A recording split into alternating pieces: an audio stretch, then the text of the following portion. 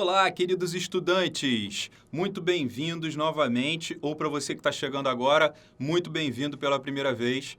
Aqui é o nosso módulo de Ecologia, da nossa disciplina de Biologia para concursos do Estratégia Concurso. Eu sou o professor Rafael Lira e vou dar continuidade aí a esse assunto que nós já estamos trabalhando da ecologia.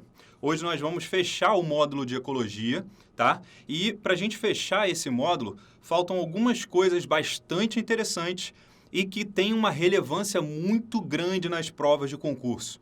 São assuntos que costumam cair com certa frequência. Por quê? Principalmente porque integram todo esse conhecimento que nós viemos aprendendo, ou revisando ao longo das aulas de ecologia, os conceitos básicos, as cadeias, teias alimentares, os nichos ecológicos, as coisas relacionadas à parte mais teórica, integra isso tudo com a parte mais prática, com a parte mais social, política, econômica, beleza?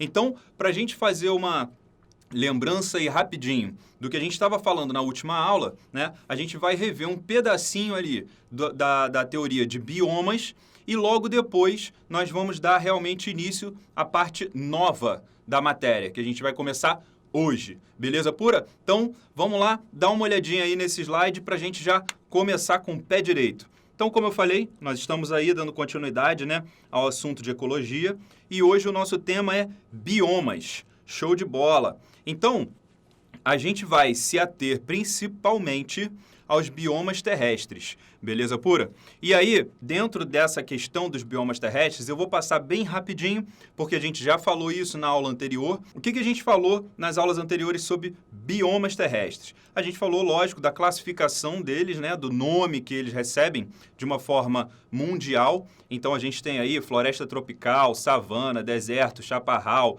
pradaria, e assim por diante, não vale a pena a gente dissecar todos eles aqui. E, obviamente, nós no Brasil vamos ter alguns desses representantes desses biomas terrestres mundiais, beleza? Então, quando você olha para esse slide aí, uma coisa que eu atentei na aula anterior foi a questão da formação desses desertos, onde a gente tem nas latitudes, principalmente de 30 graus norte e 30 graus sul, aqui você pode ver 30 graus norte e 30 graus sul, a formação desses desertos. Dá uma olhadinha para mim aqui, rapidamente, para você poder entender um pouquinho melhor isso. Como eu falei, a gente vai passar essa parte um pouquinho mais rápido, mas eu quero que você entenda esse conceito, porque isso é bastante importante, inclusive para você entender como que se distribuem os biomas brasileiros ao longo do nosso país e você vai conceber isso de uma forma muito mais palpável, beleza? O que acontece? A gente tem, principalmente aí na região do Equador, na região equatorial do globo terrestre, uma incidência muito maior de raios solares. Isso faz com que aconteça nessa latitude, principalmente, uma proporção muito maior de evaporação. Seja ela evaporação direta, seja ela evapotranspiração, o movimento das plantas de liberação da água através das suas folhas, beleza? Isso é extremamente importante para você entender essa faixa de 30 graus norte e 30 graus sul, aonde você tem uma maior proporção de formação de desertos, ok? Então, lógico, a gente sabe também que a água, o vapor da água, a gente já viu isso no ciclo da água na aula anterior, a gente sabe que essa água ela não fica parada, estagnada, participando do ciclo da água só ali naquele local onde ela evapora ou onde ela evapotranspira, beleza? O que acontece é que essa água ela vai seguir também um movimento de transporte ao longo da atmosfera, de acordo com as correntes da atmosfera, correntes de ar. Beleza? E aí, a gente tem que lembrar de um outro conceito, um conceito mais físico, químico, relacionado à água e relacionado ao ar, que é a questão de que o ar quente, ele é mais leve, ele sobe, e o ar frio é mais pesado, ele tende a descer, Então, um exemplo bem claro disso aí é quando a gente fala em ar-condicionado dentro da sala, dentro do quarto. Na maioria maioria das vezes, antigamente, os ar-condicionados eram alocados na parte inferior do cômodo. Isso faz com que a parte de baixo fique muito mais fria do que a parte de cima, né? Aqui mesmo nessa sala, o ar-condicionado é colocado na parte de baixo, eu consigo sentir essa diferença de temperatura simplesmente movendo a minha mão, ok? Por isso que, com a evolução dos estudos, né, a respeito de toda essa tecnologia do ar-condicionado, os arquitetos, engenheiros começaram a alocar os ar-condicionados na parte superior. Então, isso faz com que o ar frio gerado pelo ar-condicionado circule pela parte superior e desça, fazendo um movimento do ar quente que está embaixo, forçando o ar quente que está embaixo a subir. E quando ele sobe, se resfria, ele volta a fazer esse ciclo. Por que eu fiz essa analogia com o ar-condicionado? Para você entender que o ambiente terrestre é a mesma coisa. Acontece a mesma coisa, o mesmo fenômeno, numa escala muito maior, obviamente, mas acontece o mesmo fenômeno. Então, nas regiões equatoriais, tropicais principalmente, você tem um aquecimento maior do ar. E com isso, você tem a subida desse ar e, posteriormente, o transporte desse ar para outras regiões, beleza? E quando a gente fala em elevação do ar por ser mais leve e diminuição, né, baixa do ar mais pesado, eles não podem acontecer exatamente no mesmo lugar. É muito mais difícil. Então, é muito mais fácil que, ao invés de acontecer isso, aconteça o quê? Um deslocamento. Então, o ar quente, vamos pensar aqui numa região tropical, numa região equatorial, e vamos pensar aqui numa região mais próxima ao polo sul, por exemplo, ou ao polo norte, tanto faz. Então, você tem uma elevação de ar quente. Quando ele chega em camadas mais altas da atmosfera, ele tem um resfriamento e depois, conforme o outro ar frio, mais próximo aos polos, começa a descer, abre espaço para que esse ar quente se desloque nessa direção.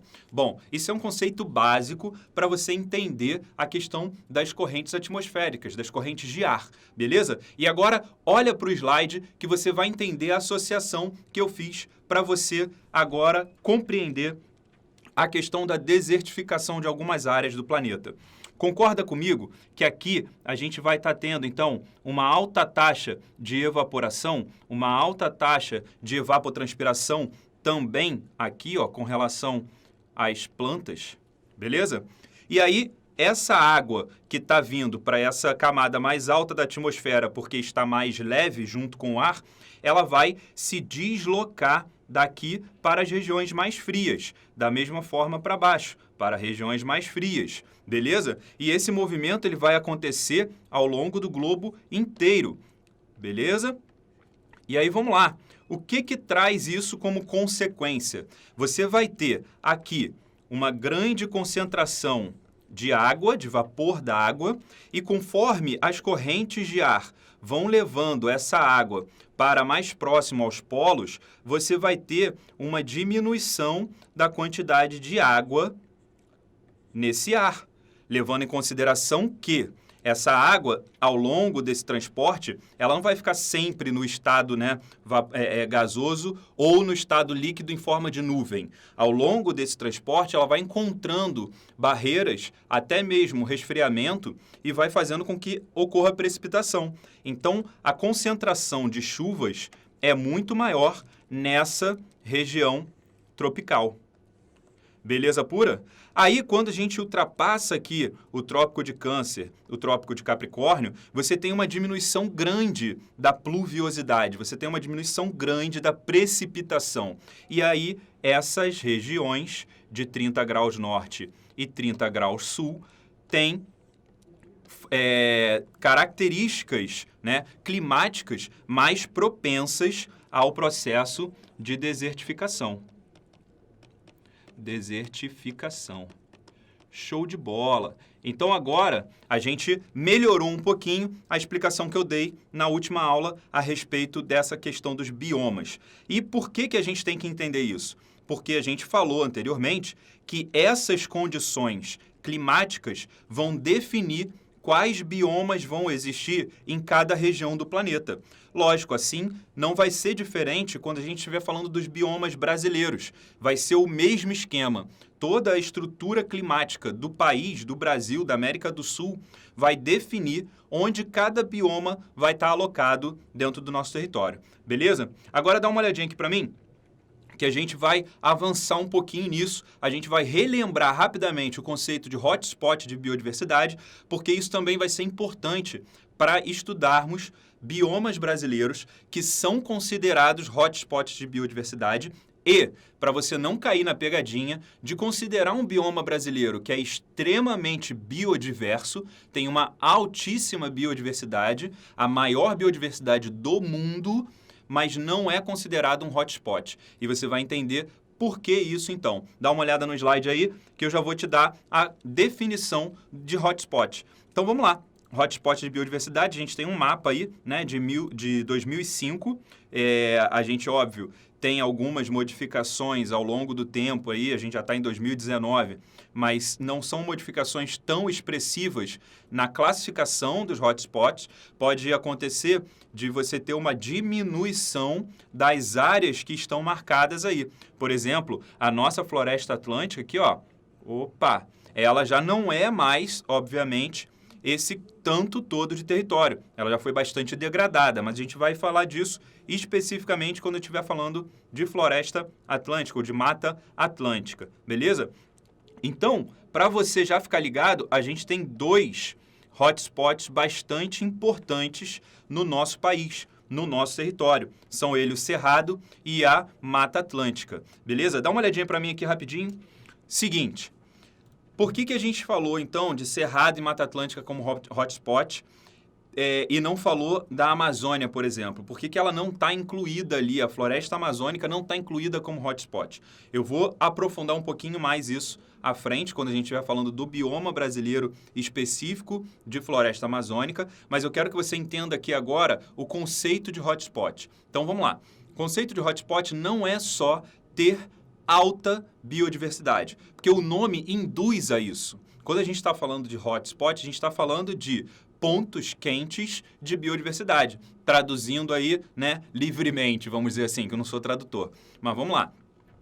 A ideia de serem pontos quentes de biodiversidade não significa apenas que tenha uma alta biodiversidade. Significa que existe uma alta biodiversidade, existe também uma alta taxa de endemismo, e aí o conceito de endemismo a gente já viu na aula anterior também, a questão de espécies que são extremamente adaptadas àquele ambiente e que não ocorrem em outros locais do planeta. E com isso, você tem um perigo muito grande aí, que é chegar à extinção de certas espécies. Então, se você tem uma espécie endêmica do Cerrado brasileiro, né, você não encontra essa espécie em outro local do mundo, se você acaba com o hábitat daquela espécie dentro do Cerrado brasileiro, e não estou falando, olha só, presta atenção, eu não estou falando de acabar com o Cerrado inteiro.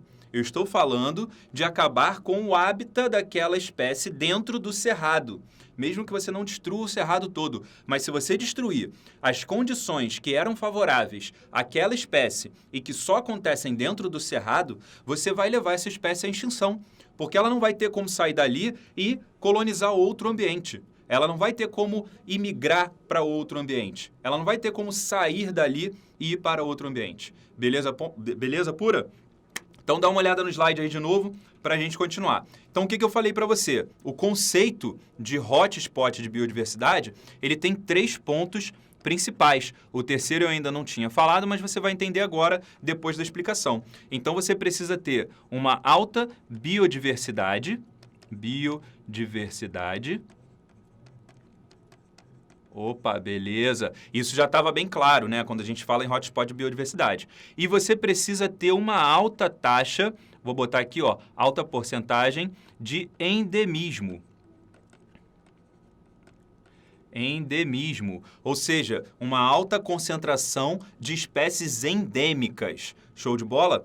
E você precisa também ter, para ser classificado como um hotspot de biodiversidade, uma taxa grande de degradação. Então, você também precisa ter alta degradação daquele ambiente. Então, volta para mim aqui. Vamos lá. Então, a gente falou que o Cerrado e a Mata Atlântica são hotspots de biodiversidade. Por quê? Porque você tem alta biodiversidade, você tem alta taxa, alta porcentagem de endemismo e você tem também alta degradação. Claro, são ambientes, são biomas que estão inseridos em condições bastante desfavoráveis, né, no nosso país. Beleza? Então, agora que a gente vai entrar em biomas brasileiros, você vai entender na hora que a gente falar sobre as características desses biomas especificamente, por que que eles são tão degradados, por que que eles têm alta taxa de endemismo e por que eles têm alta taxa de biodiversidade. Beleza? Então, vamos lá. Dá uma olhada no slide aí, a gente começa a falar sobre os biomas brasileiros. Agora a gente já está falando especificamente sobre o nosso Brasilzão. Show de bola. Aqui a gente está vendo um mapa da distribuição original dos biomas brasileiros. Beleza pura? Então, ó, se você observar a floresta amazônica aqui, ó, o bioma Amazônia, ele é responsável, ou ele ocupa quase metade do território brasileiro. Então, ele ocupa aí 49,29%. Vamos falar que é 50%, vai? Fica melhor. Então, a gente tem aqui, ó, toda essa região ocupada pela Amazônia, ou pelo bioma Amazônia, ou floresta amazônica, como você quiser chamar, tá bom? E aí, eu vou até trocar aqui a corzinha da caneta para a gente continuar marcando os outros na ordem de ocupação do território. Beleza pura? Vamos lá, bioma Cerrado, então, como eu falei para vocês, que também é extremamente importante no nosso país, e a gente vai entender um pouquinho por que mais à frente. A gente tem ele aqui, ó. Esse verdinho mais claro. Isso aqui tudo é Cerrado. Beleza?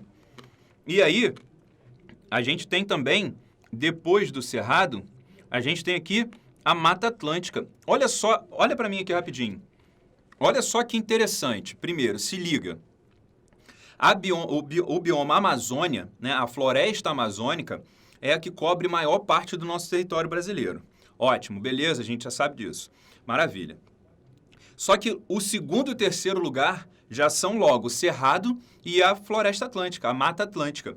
Cara, se liga, se a gente falou que o Cerrado e a Mata Atlântica são considerados hotspots de biodiversidade, porque eles têm também aquele terceiro ponto ali, que é uma alta taxa de degradação, então a gente tem um problema grande com relação aos biomas brasileiros. O segundo e o terceiro lugar em ocupação do território brasileiro já tem uma alta degradação tão grande a ponto de ser considerado um hotspot de biodiversidade. Só que, ao mesmo tempo, são ricos em biodiversidade endêmica, são ricos em espécies de organismos vivos que não ocorrem em nenhum outro lugar do mundo. Então, você acha que é interessante, que é importante estudar os biomas brasileiros? Você acha que os concursos cobram isso? Óbvio que cobram. Mas como eles cobram isso? Principalmente levando em consideração as características de cada um dos biomas, beleza? Essa parte de hotspot é uma parte específica. Lógico que algumas questões podem juntar esses dois conceitos e te colocar numa situação que você tenha que pensar ali na hora da questão. Por isso que você precisa entender bem um conceito e precisa agora, que a gente vai entrar especificamente em cada um deles, entender as características que formam os biomas brasileiros. Vamos lá para o slide? Então vamos continuar aqui. A gente tem então o próximo bioma, que é a Caatinga, tá? Ah, antes disso, vamos marcar aqui a Mata Atlântica. Vamos botar aqui não, se bem que ela já está de verdinho, se eu botar verdinho, vocês não vão ver nada. Então, vamos marcar aqui, ó, de roxo. Então, aqui a gente está falando em Mata Atlântica. Se liga que ela está ocupando praticamente toda a costa do Brasil. Aqui tem um pedacinho, ó, aqui tem outro pedacinho, mas ela provavelmente, né, em algum momento da história geológica do Brasil, já ocupou até uma parte maior dessa costa aqui, vai saber. Mas no momento, o que a gente tem de dados mostram que a distribuição original era essa aqui, beleza? Então, vou até apagar aqui, ó, para você ficar acompanhando as cores. Show de bola. Agora a gente vai falar da caatinga. Aonde que a caatinga está? Ela está ocupando ali, eu vou botar em verdinho, que vai dar um contraste. Ela está ocupando aqui, ó, essa região, principalmente a região nordeste brasileira, a região do nordeste brasileiro. E ela é responsável ali por quase 10% da área do Brasil, né? E, por fim, a gente tem ali, deixa eu botar aqui, não, por fim não, ainda tem 2. Então, a gente tem aqui, ó, os pampas, tá? Que são principalmente aqui na região sul, beleza? E aí você vai ver que tem algumas características específicas que fazem com que o pampa esteja localizado mais na região sul. E eu vou botar aqui em amarelinho, vou circular ele aqui, ó, o Pantanal. Quem já teve a oportunidade de ir ao Pantanal sabe que é um lugar lindo, maravilhoso, mas se liga na proporção que ele ocupa do nosso território, uma proporção muito pequena, tá? Então também é um bioma que precisa ter bastante atenção, porque a qualquer momento ele pode desaparecer. Show de bola? Agora, como eu marquei todas as áreas aí, eu quero que você se ligue nessa parte aqui, que a gente vai falar um pouquinho sobre as áreas de transição. Dá uma olhadinha para mim aqui. Para você entender isso, você tem que pensar o seguinte: é lógico que não existe um rompimento de um bioma e início do outro. Então, eu não estou aqui na floresta amazônica, dei um passo, estou no Cerrado, dei outro passo, estou lá no Pantanal. Não é assim que funciona, beleza? Então, você tem que entender que existe uma área de transição. Uma área de transição que pode ser maior ou pode ser menor, beleza? A questão toda é que essas áreas de transição, além de terem uma biodiversidade bastante interessante ali, porque juntam 2 biomas diferentes, então você tem sobreposição de algumas condições ali que favorecem tanto um lado quanto o outro, então você vai ter uma transição normalmente gradual, tá? Então, se você está falando aí, por exemplo, da transição de uma floresta amazônica com árvores gigantescas, com as copas imensas, e você transita, você faz uma transição para uma área de cerrado, onde você tem uma vegetação um pouquinho diferente, árvores menores, com características morfológicas diferentes, você vai ter uma transição mesmo, você vai ter uma diminuição, por exemplo, da altura da copa das árvores. A diminuição, por exemplo, do tamanho das folhas das árvores. Isso é extremamente importante, porque quando você não mantém essa transição, você prejudica tanto um bioma quanto o outro. Então, as áreas de transição, elas também são muito importantes. Elas são tão importantes que elas recebem um nome específico. Dá uma olhadinha no slide aí que eu vou escrever ele para você. Então, o nome das áreas de transição é ecótono. Então, são os ecótonos ou ecótones. Também pode ser com um ezinho aqui, tá?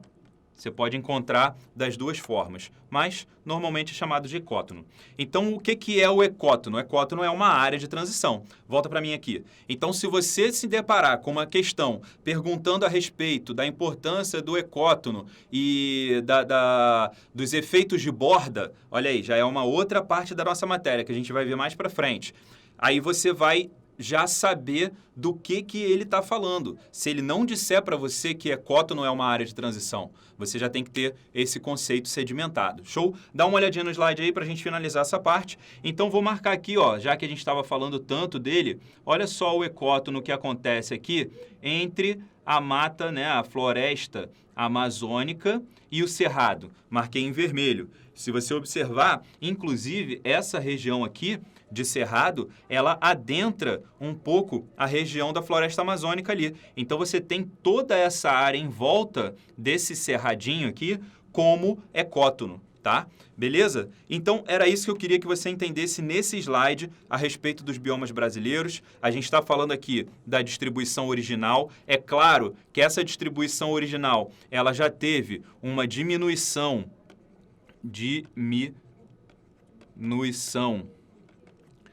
ao longo do tempo,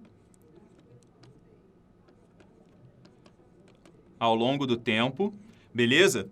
Isso principalmente pela ação do ser humano, tá? Por quê? Volta aqui para mim rapidinho. Vamos lá. Se a gente pensa em distribuição original dos biomas brasileiros, num movimento natural de modificação do planeta, lembra que a gente viu biogeografia, a gente falou a respeito da distribuição das espécies ao longo do globo como um todo. É lógico que a gente também tem a distribuição dos biomas ao longo do globo como um todo. Claro que num movimento natural do planeta Terra, né, em eras geológicas, você tem a diminuição ou retração de alguns biomas e a expansão de outros biomas, mas isso acontece num equilíbrio. Quando a gente fala da interferência humana, quando a gente fala de diminuição dos biomas, da distribuição original dos biomas, ao longo do tempo, por interferência humana, a gente está falando de uma aceleração desse processo. E aí, não necessariamente a transformação de um bioma para outro. A gente pode ter a transformação, né, ou a diminuição da área de um bioma para ser ocupado por outra coisa que não é um bioma, por exemplo, uma cidade, um estado, né, as megalópolis boladonas muito loucas, tá? Gigantescas, onde você não tem mais divisão entre município, estado, tudo junto. Beleza? Então, essa é a ideia que você precisa ter agora da distribuição dos biomas brasileiros. Dá uma olhadinha no slide aí para a gente começar, então, a falar especificamente sobre a floresta amazônica. Se liga que a floresta amazônica, você tem que ter isso em mente. Todos esses pontos que estão aqui, você tem que ter como características na sua cabeça que determinam a floresta amazônica. Show? Então se liga lá. Alta pluviosidade, altas temperaturas, maior, olha, marca isso aqui, ó, maior reserva de biodiversidade do mundo, mas não é um hotspot de biodiversidade. Vou sempre lembrar disso. Alta taxa de decomposição, solo pobre, e aí a gente tem aqui um ponto que eu vou falar para o final. Mas vamos lá, pegando desde o primeiro. Alta pluviosidade, volta para mim aqui. Naquele mapa que eu mostrei para você da distribuição do globo, né, dos biomas terrestres ao longo do planeta, e eu mostrei para você lá aquela área de desertificação, aquela questão toda do ciclo da água, você entende agora que na floresta amazônica você vai ter uma alta pluviosidade. Então você tem ali uma alta taxa de evaporação, até porque você tem uma quantidade, vamos dizer assim, de água exposta, de lâmina d'água muito grande, e também por ter uma quantidade de água disponível muito grande, você tem algumas adaptações das plantas que lá vivem, né, que habitam a floresta amazônica, a adaptação dessas plantas a perder água. Olha que doido! Caraca, a gente sempre fala de adaptação das plantas para reter água. A gente não costuma falar muito das adaptações das plantas para perder água. Mas se você parar para pensar e lembrar um pouquinho de fisiologia vegetal, você vai entender que a planta ela não consegue absorver água do solo se ela não liberar essa água, principalmente através do processo de evapotranspiração. Então, quando você tem um ambiente com muita água disponível, as plantas normalmente exibem algumas características que são adaptações à perda maior de água. Uma dessas características que a gente pode citar, que é bem clássica na floresta amazônica, é o tamanho da lâmina da folha. As folhas, elas são muito grandes, então elas têm uma superfície de liberação de água, né? Aí você tem uma quantidade absurda de estômatos e você consegue ter uma liberação por evapotranspiração muito maior. E isso faz com que ela, mesmo tendo um ambiente saturado de água, consiga sugar essa água porque ela está liberando para o ambiente. E aí, óbvio, você vai ter uma quantidade, né? uma porcentagem de umidade relativa do ar muito alta. Ao mesmo tempo, você está numa faixa ali tropical, numa faixa equatorial, onde você tem uma incidência muito grande de raios solares. Então, você tem o aquecimento já da água causando transpiração e você tem essas características da própria floresta fazendo evapotranspiração. Então, óbvio, você tem alguns pesquisadores, inclusive, chamam de rios flutuantes ou rios aéreos, tá? Porque realmente, quando você observa através de alguns mecanismos, né, de algumas tecnologias mais novas, você observa o movimento que o vapor d'água faz dentro da própria floresta amazônica, você consegue ver como se fossem rios. Realmente, carregados pelas correntes de ar, você vai formando rios de água na atmosfera. Muito louco isso, né? Mas é assim, a biologia é linda, maravilhosa, eu amo. Vamos lá, dá uma olhadinha no slide aí de novo para a gente continuar. Então, a gente já viu aqui, ó, alta taxa de pluviosidade.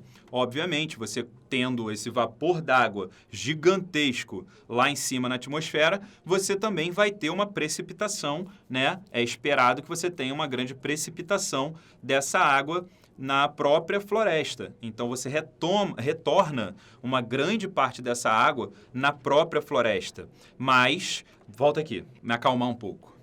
Aí entra um ponto extremamente importante para você ficar ligado, que é o seguinte: essa água, ela não vai precipitar só em cima da Amazônia. Como eu falei naquela parte anterior, né, você vai ter esse movimento de aquecimento do ar, resfriamento do ar em outros pontos, fazendo o transporte dessa água para outras regiões do planeta. E a Amazônia, ela é extremamente importante para a manutenção hídrica do Brasil e do mundo. Tá? Mas por que eu quero falar isso? Por que eu até bebi uma aguinha, me acalmei um pouco, estou falando um pouco mais devagar para você se ligar nisso? Porque a gente vê em vários lugares, principalmente na mídia, falando a respeito da Amazônia como o pulmão do mundo. Cara, não é a Amazônia o pulmão do mundo. Já vamos acabar com isso logo agora. Então, quem é o pulmão do mundo? O pulmão do mundo é o fitoplâncton, que está no mar. Beleza? Por que isso? Porque quando a gente fala em floresta amazônica, assim como todos os biomas brasileiros que a gente vai ver até o final dessa parte da aula, a gente está falando em comunidades em estágio de clímax. Lembra quando a gente falou da sucessão ecológica? Então, estamos falando de comunidades clímax. Na comunidade clímax, o que eu falei para você lá na aula de ecologia sobre sucessão ecológica? Que na comunidade clímax você tem uma baixíssima taxa de produtividade primária líquida. Chega a tender a zero, de tão baixa que é a produtividade líquida de uma comunidade no estágio de clímax. Isso significa o quê, professor Rafael? Isso significa que a taxa de fotossíntese é muito próxima da taxa de respiração celular. Então, óbvio, pessoal, pelo amor de Deus, se liga no que eu estou falando. Eu não estou falando de um indivíduo, eu estou falando do bioma, eu estou falando da floresta amazônica como um todo. Então, você tem uma altíssima taxa de fotossíntese na floresta amazônica? Tem, com certeza. Você tem uma produtividade bruta gigantesca. Você tem muitos organismos produtores ali, ó, trabalhando direto, produzindo, fazendo fotossíntese e liberando o quê? Oxigênio, gás carbônico, desculpa, na atmosfera. Capturando o gás carbônico da atmosfera e liberando o oxigênio na atmosfera. Beleza. Mas, ao mesmo tempo, esses mesmos organismos produtores também estão fazendo respiração. Então, se liga que eu botei um pouquinho mais abaixo aqui. Eles também estão fazendo respiração. Então, eles já estão capturando uma parte desse oxigênio que foi liberado pela fotossíntese, eles já estão recapturando esse oxigênio para eles próprios. Mas você tem também a maior reserva de biodiversidade do mundo. Então, você tem uma quantidade, e aí eu não estou falando de diversidade, estou falando de quantidade de seres vivos absurda ali dentro. Então, você tem uma taxa de respiração muito próxima à taxa de fotossíntese, porque todos eles ali praticamente fazem respiração celular. Praticamente não, todos fazem respiração celular e praticamente todos aeróbia, que utiliza esse oxigênio.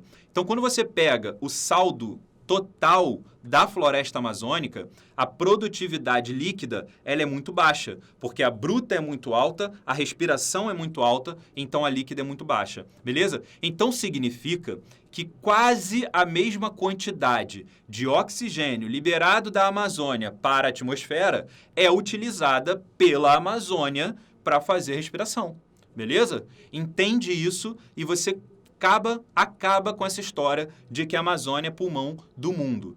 Porém, a Amazônia é sim uma das responsáveis pelo clima que nós temos no planeta Terra. Pelo clima, e aí no Brasil com certeza, pelo clima que nós temos no Brasil, porque ela é, por si só,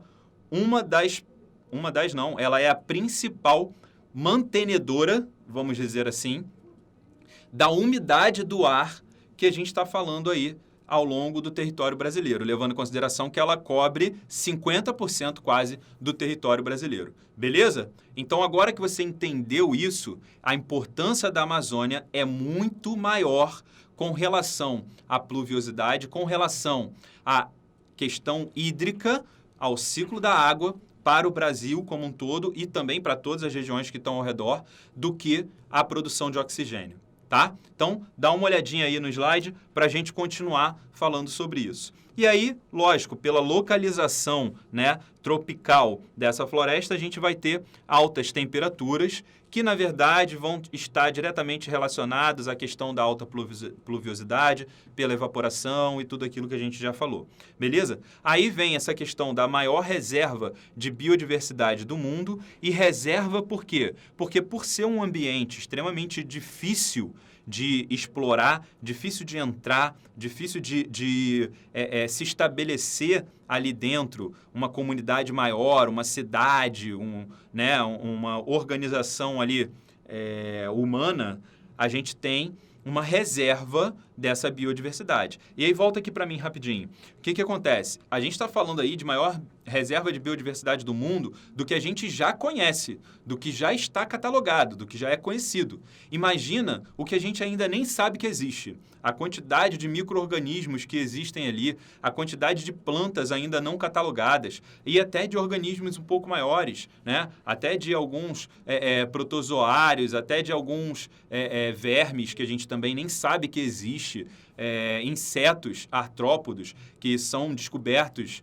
a cada ano. Provavelmente você tem aí uma taxa de conhecimento maior sobre a biodiversidade da Amazônia. Então, o que se já conhece é a maior reserva do mundo, beleza? Então, olha aí, vamos continuar.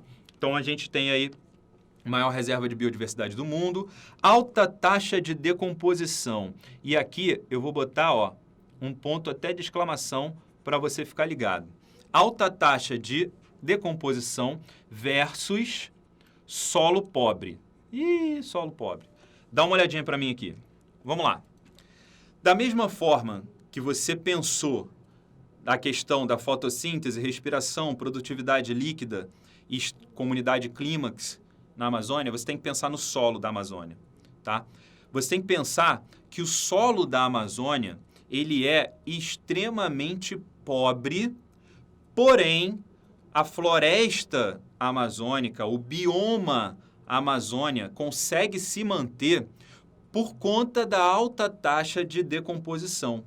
Então, a gente tem ali o solo, né? A gente tem, vamos pensar nos estratos de solo e de rocha matriz, né? Você tem a rocha matriz, você tem a camada de solo e acima da camada de solo você tem ali humus, você tem ali serrapilheira, que é como a gente chama no ambiente de floresta, né? Que é toda aquela matéria orgânica, aquelas folhas que caem, começam a entrar em decomposição e formam aquela camada que é extremamente rica em nutrientes. Então, a serrapilheira da floresta amazônica, ela é extremamente rica em nutrientes. Por quê? Porque você tem uma densidade muito grande de organismos vivos ali sendo decompostos. Folhas das árvores, animais que estão morrendo e estão sendo decompostos ali.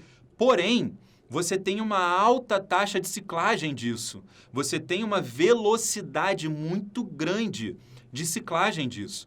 Por quê? Porque como o solo é pobre, você logo que disponibiliza uma quantidade de matéria inorgânica que veio da decomposição da matéria orgânica, todos os organismos produtores que estão ali, e são muitos, eles vão rapidamente absorver aquela matéria inorgânica que foi da decomposição da matéria orgânica, ok? Então, você tem matéria orgânica em decomposição, você tem uma quantidade de matéria inorgânica, mas que não está presente no solo e está, sim, nessa camada que a gente chama de serrapilheira, tá? E isso faz com que o próprio solo da floresta amazônica, não só essa questão da velocidade, mas as características do solo, né, um solo mais arenoso, não seja capaz de absorver esses nutrientes e se tornar um solo rico. Então, se você pegar um pedaço da Amazônia, desmatar ele todinho e quiser fazer ali uma plantação de algum outro tipo de planta, você provavelmente até vai conseguir no início, porque você ainda tem resquícios ali daquela serrapilheira que movimenta essa matéria orgânica e decompõe isso. Mas ao longo do tempo, o processo é de cada vez mais diminuição dessa matéria orgânica nesse solo, porque ele é realmente pobre, tá? Então, a floresta amazônica só consegue se manter pela alta taxa de decomposição. E aí entra, né, um fator extremamente importante, que foi isso que eu falei, desmatamento. Se você desmatar a floresta amazônica, esse ambiente que vai sobrar ali, que não vai fazer mais parte do bioma Amazônia, ele vai tender a uma desertificação. Eu falei no início da aula sobre o processo de desertificação, aquela questão das latitudes, só que como nós estamos numa latitude ali, numa questão equatorial, tropical, alta incidência, né, de raios solares, alta temperatura, você vai ter um solo muito pobre que não tem capacidade de se reerguer uma floresta do mesmo porte que a floresta amazônica. E como a gente tem uma alta pluviosidade nesse local, principalmente e também muito relacionado à questão da evapotranspiração da própria floresta, você vai perder pluviosidade. Se você desmatar a Amazônia, você vai perder pluviosidade, vai diminuir essa pluviosidade, você vai mudar todo o ciclo e todas as correntes de ar que são mantidas exatamente por esse movimento da própria floresta, tá? E você vai mudar completamente as condições climáticas locais. E provavelmente você vai ter ali um processo de desertificação, beleza? É importante saber isso sobre o bioma Amazônia. Então dá uma olhadinha no slide aí para a gente já ir se encaminhando para o final dessa floresta amazônica aí. Então vamos lá. Além disso tudo que eu falei, ela tem alguns ecossistemas característicos associados a esse bioma, a essa floresta, né? Então a gente tem aí a separação entre florestas densas, que não precisa nem falar nada, né? Olha isso aqui, olha a densidade dessa floresta, tá? A gente tem também algumas florestas de várzea. E o que é uma várzea? Volta aqui para mim, só para você lembrar disso. Como a gente tem, né, um controle hídrico muito delicado ali na Amazônia, como ela é muito cheia de rios, muito cheia de córregos e áreas muito alagadas ou muito inundáveis, a gente tem essa diferença de vegetações. Então, várzea é aquela região que vai ser alagada quando você tem um aumento, né, do nível do rio, e depois ela vai ser exposta novamente quando você tem uma diminuição desse nível do rio. Então, as florestas de várzea são plantas que já estão adaptadas, inclusive, a passar por períodos do ano embaixo d'água, ou só o seu caule. Elas têm um caule mais fino, só que muito alto, então elas conseguem ter uma grande distância da sua copa do solo, né? Uma altura grande, e aí ela está mais adaptada a viver durante uma parte do ano com essa parte mais inferior dela submersa. Ela não vai ter problema com isso. Dá uma olhadinha no slide aí que você vai conseguir ver isso. Ó, se você observar, essa primeira seta que eu coloquei aqui, a gente pode falar que são florestas densas. São áreas que não vão ser alagadas, pelo menos num ciclo natural aí, né, de alta e baixa dos rios, não vão ser alagadas, elas estão sempre expostas. Aqui, ó, nessa parte aqui e nessa aqui principalmente, dá para ver nítido que tem um monte de árvorezinha ali que está submersa, pelo menos uma parte dela. Então aí a gente pode falar, principalmente nessas áreas aqui, ó, bem próximo às áreas de floresta densa, você vai ter essas partes de várzea, né? Então as florestas de várzea. E você vai ter também, aí aqui, ó, onde eu mostrei a setinha, áreas que você vai ficar ao longo do ano inteiro, praticamente, inundadas, né? Que aí seriam as florestas de igapó, beleza? Continuando no slide aí, eu quero que você dê uma olhada nessa raiz que está aqui, ó, dessa árvore. Como a gente estava falando, né, as árvores da floresta amazônica são árvores muito densas, muito altas, então elas têm um peso considerável em cima. Elas têm uma copa muito grande, muito larga, e elas precisam de uma estrutura, né, dessas raízes para sustentá-las no solo. Então a gente tem essas raízes tubulares aí, como são chamadas, tá? Então a gente tem aqui, ó, raízes tubulares, beleza? Que vão dar essa sustentação para a própria altura e largura dessas árvores, dessas copas dessas árvores. Show? Agora a gente tem aqui mais uma imagem, né, mostrando bem claramente as regiões aí, ó, que passam por, como a gente chama de várzea, né, momentos de alagamento, e depois, quando você tem a baixa do rio, elas ficam totalmente expostas. E a gente tem as áreas totalmente alagadas aqui, né, com rios, inclusive rios que são navegáveis. Ó, a quantidade de caminhos aqui possíveis para você navegar através desses rios aqui, tá? E aí, óbvio que isso tem uma importância econômica muito grande, ok? Mas que não é o foco desse nosso momento da aula. A gente está pensando aqui no bioma, ok? Aqui do lado esquerdo, a gente tem o bioma da Amazônia brasileira, que é o que está marcado aqui em verdinho, tá? Vou só dar uma reforçada aqui para você ver. Está marcado em verdinho aqui, ó. Show de bola, território brasileiro.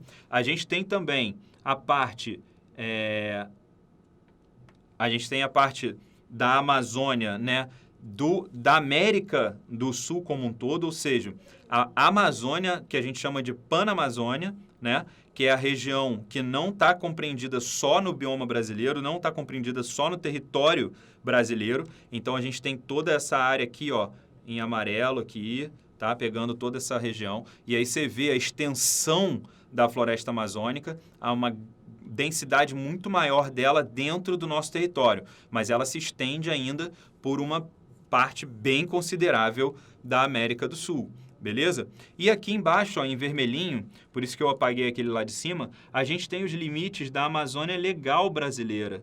Então, teoricamente, toda essa área aqui, ela é considerada de Amazônia Legal. Ela tem ali, né, legislações e um trabalho específico de preservação que a gente sabe que, né, tem alguns problemas relacionados a isso, mas vamos deixar para falar isso mais lá para frente, beleza? Então, dá uma olhadinha para mim aqui. Fechamos essa parte de bioma, né, amazônico ou bioma Amazônia, floresta amazônica, aonde a gente viu todas essas características da floresta amazônica. Você tem que saber essas características para você poder definir que aquilo é uma floresta amazônica, beleza? Aí agora a gente vai passar para o próximo bioma, que é o cerrado. Dá uma olhadinha no slide aí. Então, o cerrado, lembra que eu falei para vocês, ele é um hotspot de biodiversidade e a gente já falou sobre isso. Então, ele tem uma alta biodiversidade, ele tem uma alta taxa de endemismo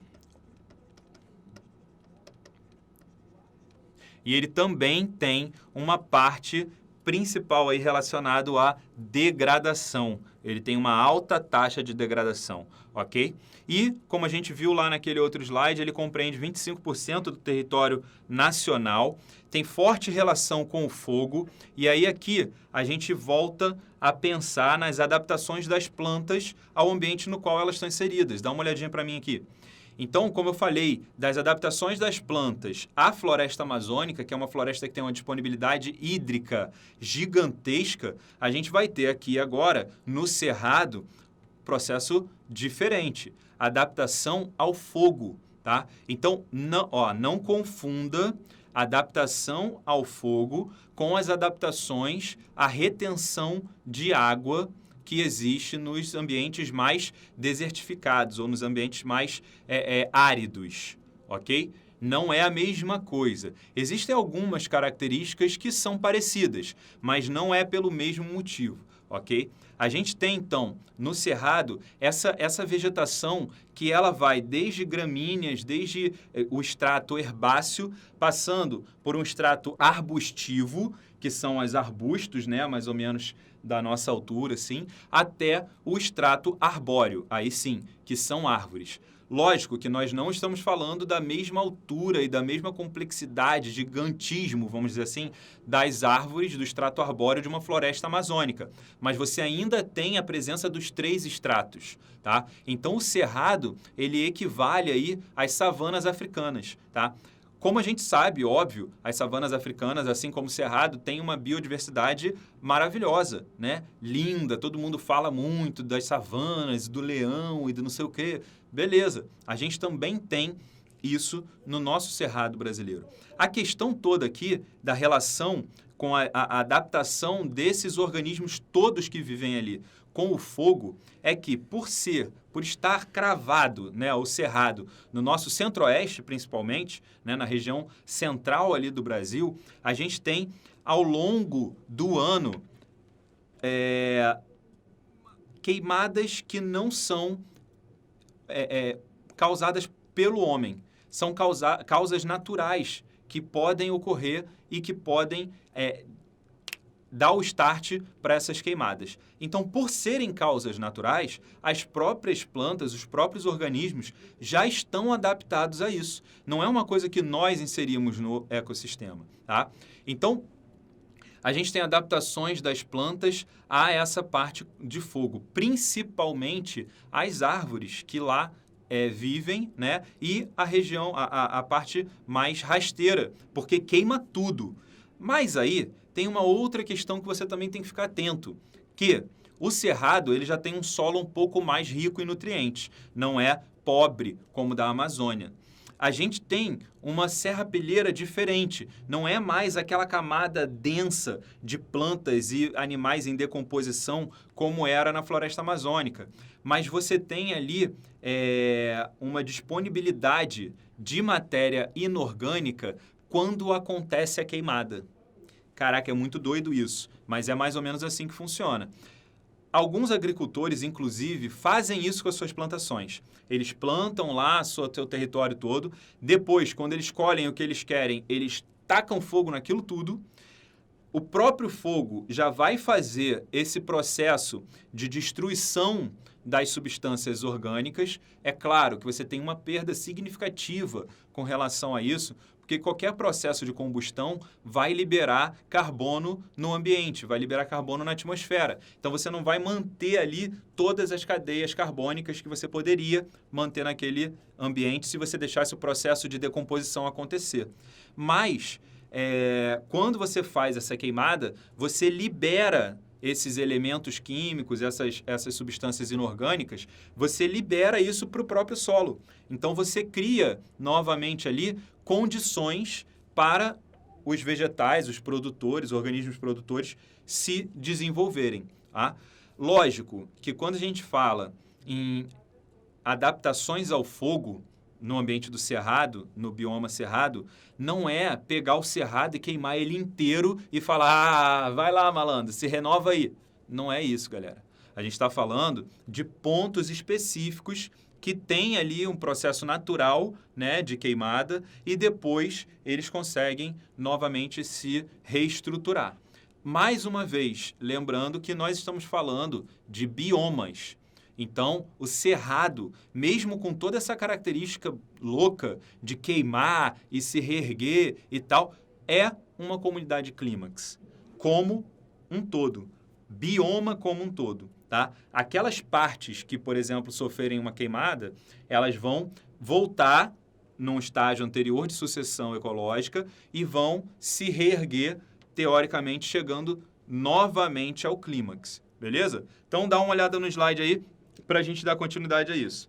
Então, forte relação com o fogo. E aí, uma das características bastante interessantes são os galhos, né? Os troncos, inclusive, das árvores serem bastante retorcidos, né? Uma horizontalização. Nossa, que palavra difícil! Uma horizontalização desses galhos, desses troncos, principalmente levando em consideração que eles queimam, né? Então, quando ele queima, pega fogo, ele tem toda essa estrutura, e quando passa o fogo, as gemas laterais, como a gente pode ver aqui, elas se desenvolvem. Então, isso faz com que a árvore fique muito, com uma copa bastante aberta, com muita gema lateral se desenvolvendo, né? Então, você não vê aquele crescimento necessariamente vertical, você vê um crescimento bastante horizontalizado, beleza?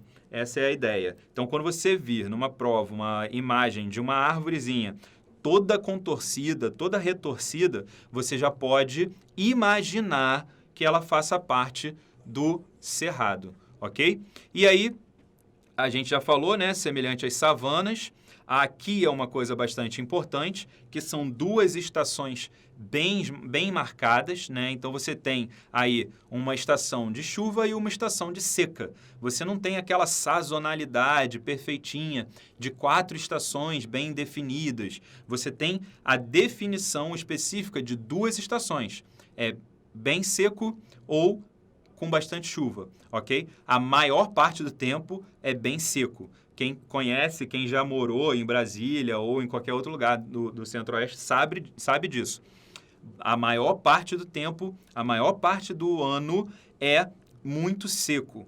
Tão seco que você tem problemas até de saúde associados a isso, beleza? Mas você tem 2 estações bem definidas, sim. Principalmente aí na parte do verão, você tem uma pluviosidade maior nessas regiões, o que consegue manter, né, a estrutura do bioma também. Agora, a gente está falando aqui, ó, fitofisionomia diversas. É isso que eu estava falando. A gente tem um ambiente aqui, né, um extrato herbáceo, né, de ervas, e a gente tem os arbustozinhos aqui, ó, um arbustivo, e a gente tem também o arbóreo, que são as árvores realmente, ok? Então, a gente tem essa fitofisionomia bastante diversa. Uma coisa que eu gostaria de atentar a vocês aqui agora é o seguinte. Dá uma olhadinha para mim. Existem algumas características do cerrado que elas fazem com que ele seja mais importante ainda para o Brasil e para a manutenção do Brasil como um todo, de outros biomas do Brasil, que não fica nítida, não fica clara e nem todo mundo fala. Mas como aqui nós do Estratégia somos show de bola, a gente vai trazer isso para você. O que acontece? O cerrado, ele também é considerado a caixa d'água do Brasil, a caixa d'água do território brasileiro. Por que ele é considerado a caixa d'água do território brasileiro? Lembra que a gente estava falando naquele mapa lá do Brasil da questão da floresta amazônica, alta pluviosidade, alta umidade no ar, muita evapotranspiração, muita transpiração, um ambiente muito rico e cheio de água. O cerrado, quando a gente olha para ele, a gente acha que ele não é rico em água. A gente acha que o cerrado, ele é seco. Calma aí. O ar do cerrado é seco. A gente tem uma questão atmosférica ali mais seca. Porém, o subsolo do cerrado é extremamente rico em água. A própria condição da onde ele está, na região central do Brasil, a estrutura do solo, das rochas que formam esse solo e também o regime pluviométrico, o regime de chuvas, principalmente essas chuvas que vêm da Amazônia, trazida, né, pelas correntes de ar, e também que vêm da costa, da Mata Atlântica. Então, você tem uma convergência ali de água chegando até o cerrado. Só que quando essa água precipita, forma chuva no cerrado, você tem uma percolação muito grande dessa água no solo. E a característica rochosa da região faz com que você tenha o armazenamento dessa água no subsolo do cerrado. E ele vai servir, vamos dizer assim, de base para a distribuição dessa água por todo o território brasileiro, principalmente para as regiões mais baixas. Então, o cerrado ele é um pouquinho mais alto, ele é um planalto, né? Ou principalmente está alocado numa região de planalto. Então, você tem ali uma imensa caixa d'água no subsolo. Essa água está num nível um pouquinho mais alto e ela vai começar a criar nascentes e desenvolver isso para as regiões mais baixas. Então, a gente tem lá a questão da floresta amazônica, né? A gente tem ali, bem próximo, o Pantanal, que também está ligado ali ao Cerrado, e é uma área, né, baixa e totalmente alagada. E a gente tem também a parte, principalmente ali, de floresta de Mata Atlântica, tá? Então, se você observar, se você analisar de uma forma um pouquinho mais ampla, você vai ver que o Cerrado está centralmente localizado no território brasileiro e com uma disponibilidade de água subterrânea muito grande, tá? Inclusive, ele é um dos principais, como é que eu vou dizer? Provedores. Vamos lá. Ele é um dos principais provedores de água para o São Francisco, por exemplo. Por mais que ele não tenha território, né, o São Francisco passando por grande parte do território dele. Mas ele provê essa água para o São Francisco. E ele provê a água para 9 das nossas bacias hidrográficas do Brasil. Então, isso é muito importante. Já caiu em questão de concurso, tá? Isso é uma paradinha aí que nem todo mundo fica ligado. Então, é interessante você saber disso. Eu vou escrever aqui no slide, dá uma olhadinha aí. Vou escrever caixa d'água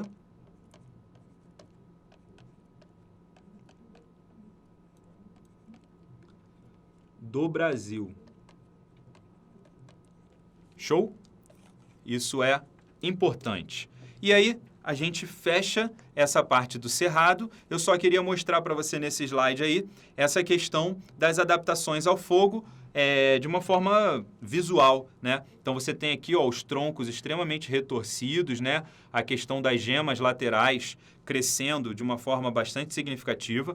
Aqui a gente está vendo, né, o processo de queimada. Se você observar, essa região mais rasteira, né, é a mais prejudicada logo de cara. Depois esse fogo ele se alastra, pega tudo mesmo, não tem jeito. E aqui uma realidade pós-queimada. E aí o que você tem que se ligar aqui é o seguinte: por mais que você tenha uma destruição da vegetação rasteira, como a gente pode ver aqui, você também tem a manutenção, ó. Essa planta aqui, ela não morreu, ok? Ela continuou viva, então ela tem essa sobrevida. E ela já começou aqui, ó, a germinar outros talinhos aqui para poder se desenvolver. Outra questão que a gente tem que ficar ligado com relação a essas adaptações ao fogo são as sementes, tá? Então, as sementes das árvores do cerrado, muitas delas precisam do calor do fogo para poder rachar a sua casca e só assim expor realmente os tecidos germinativos. E aí, só depois que tem altas temperaturas, que ela vai rachar, vai expor o tecido germinativo e quando tiver umidade ali, principalmente no solo, ela vai conseguir se desenvolver. Beleza? Então, são adaptações bem específicas a essa relação com o fogo.